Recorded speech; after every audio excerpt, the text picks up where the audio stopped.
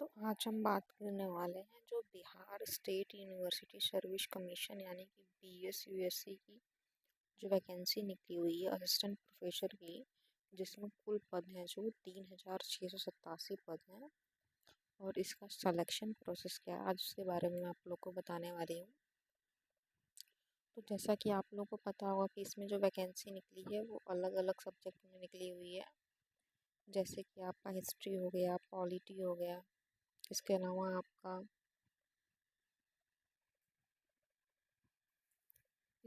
आपका इकोनॉमिक्स है, इसके अलावा इंग्लिश, सोशियोलॉजी। तो ये सारी जो है अलग अलग सब्जेक्ट्स की जो है असिस्टेंट प्रोफेसर की वैकेंसी निकल के आ रही है।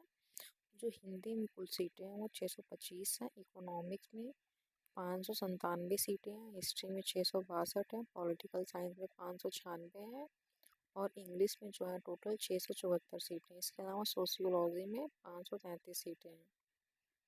इनकी जो रजिस्ट्रेशन की डेट है आप लोग को पता है कि 3/7/26 से स्टार्ट है और लास्ट डेट जो है एप्लीकेशन फॉर्म फिलिंग की वो है 15/7/26 में।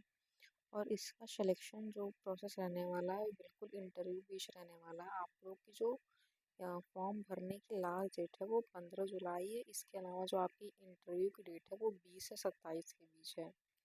20 से 27 के बीच आपका जो है सारी सब्जेक्ट्स का इंटरव्यू होगा। इसके बाद जो है आपको 29 जुलाई को जो है आपको मेरिट लिस्ट जो है देखने को मिल जाएगी। और ये इंटरव्यू जो आप लोग देने जाएंगे तो उसमें आप लोग का DP भी होगा। तो आप लोग को अपना जो है डॉक्यूमेंट्स भी लेके जाने हैं कि कभी कभी ऐसा होता है कि इंटरव्यू के बाद ही तुरंत आपका रिजल्ट दे देते हैं और उसी टाइम आपका DP भी हो जाता है। और कभी कभी होता है कि जैसे यहाँ पे दे रखा है कि ये 30 को अपना जो है कॉलेज आपको सेलेक्ट करने को बोलेंगे, यानी कि 30 तक जो है आपको वो कौन सा कॉलेज देंगे वो कंफर्म सारी चीज़ें कर देंगे। तो मे भी हो सकता है कि जिस दिन आप लोग का इंटरव्यू हो उस दिन ही आपका DP हो, क्योंकि बहुत सारे कॉलेज में ऐसा होता है कि जिस दिन इंटरव्यू रहता है अगर कम कैंडिडेट रहते हैं तो सेम डे में ही रिजल्ट को दे देते हैं। तो ये आपका सिलेक्शन कैसे होगा इसके अलावा हम जान लेते हैं इसकी मिनिमम और मैक्सिमम एज। तो मिनिमम एज जो है वो 21 ईयर्स रहने वाली है और मैक्सिमम एज जो है वो 43 ईयर्स है। इसके अलावा आप लोगों को क्वालिफिकेशन तो पता होगी कि मास्टर्स डिग्री होनी चाहिए आपके रिलेवेंट सब्जेक्ट में। इसके अलावा आपका जो है UGC नेट जो है क्वालिफाइड होना चाहिए।